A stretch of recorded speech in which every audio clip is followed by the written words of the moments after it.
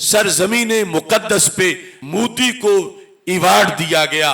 देखो मंदिर बनाए गए, सबसे बड़े गिरजे मंदिर, और फिर 80-80 हजार अफराद के कंजर खाने जिसमें बरहना औरतों के डांस सरजमीन अरब पे करवाए गए, जिसके अंदर अलल एलान खादमुल हरमैन कहलाने वाले सलमान बिन अब्दुल अजीज ने अपने अहद में ट्रंप की बीवी से मुसाफा किया, जिसमें अलल एलान शराब के अड्डे खोले गए, जिसमें अलल एलान बदकारियों के अड्डे खोले गए, यहूद से मुआहदे किए गए।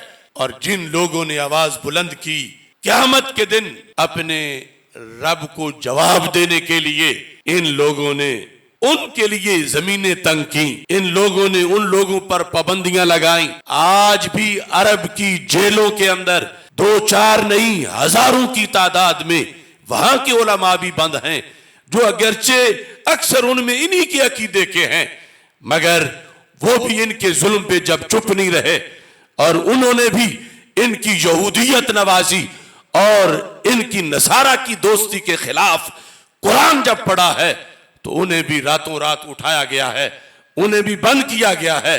और दुनिया में जिस कोने पर भी जिसने आवाज बुलंद की, इन्होंने उन लोगों को पकड़ा, उन्हें दबाया, उनके साथ वही सलूक किया जो आज बैतुल मुकद्दस में यहूदी मुस्लिम उम्मा के साथ कर रहे हैं।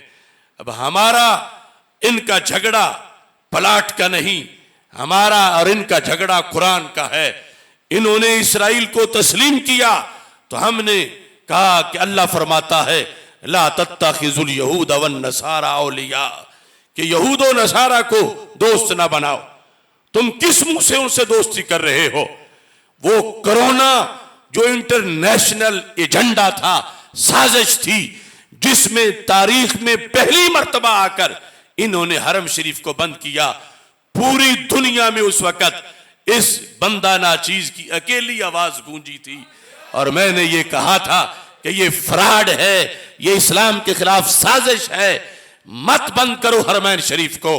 और मैंने अकीदा तौहीद की आवाज बुलंद करते हुए कहा था कि मुझे एक खुदा पर यकीन है, मैं कोरोने वाले शख्स को अपने गले लगाकर तवाफ कराऊंगा, मुझे बुलाओ, हरम को बंद करने का जुल्म ना करो।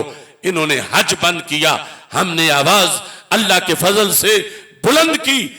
आज वो 35 साल की मेरी जिद्दोजहद, जिसके एक एक खुतबे में मैंने इनकी उन गलत कारियों को जो मिन शर्रिन कद इक्तरब वाली सारी चीजें सामने थी, अल्लाह का फजल है मैंने खोल के बयान किया और उसके नतीजे में आज मुझ पे इन्होंने पाबंदियां लगाई। मेरा जो आखिरी सफर था चंद दिन पहले की गुफ्तगू में 2019 के डॉक्यूमेंट्स के लिहाज से मैंने बताया, उस वक्त से ये मुझ पे पाबंदियां लगाए हुए हैं। मेरी अजम से उठने वाली आवाज इनके ईवानों में अल्लाह के फजल से उसने जलजला तारी किया और मैं इनकी पाबंदी को जूते की नोक पे रखता हूं। लब्बैक लब्बैक लब्बैक या रसूल अल्लाह। इससे पहले 6 मर्तबा ये मुझे हिरासत में ले चुके हैं। मस्जिद नबवी शरीफ में 2 बार, जद्दा एयरपोर्ट पर 2 बार और मदीना मुनव्वरा एयरपोर्ट पर 2 बार। और मेरा जुर्म इन्होंने ये बताया कि तुम आले सऊद के खिलाफ तकरीरें करते हो और अगर आले सऊद के खिलाफ तकरीरें करोगे तो फिर यहां तुम्हारी कोई गुंजाइश नहीं। मुझे वो कहने लगे कि हम आले सऊद के गुलाम हैं, तो मैंने बरबला कहा तुम आले सऊद के गुलाम हो तो मैं आले दरूद का गुलाम हूं। लब्बैक या रसूल अल्लाह के बारे में उन्हें तशवीश है।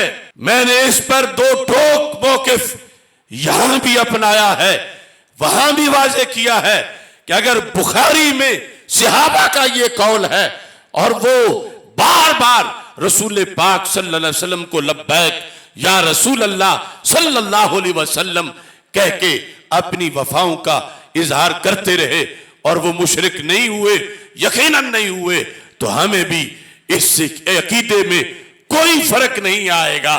लिहाजा ये हमारा नजरिया, जिस नजरिए की सदाकत हमें कुरान से मालूम है, हदीस से मालूम है, हम सब कुछ जान तक कुर्बान कर सकते हैं, मगर अपना नजरिया कभी भी छोड़ नहीं सकते इंशाअल्लाह।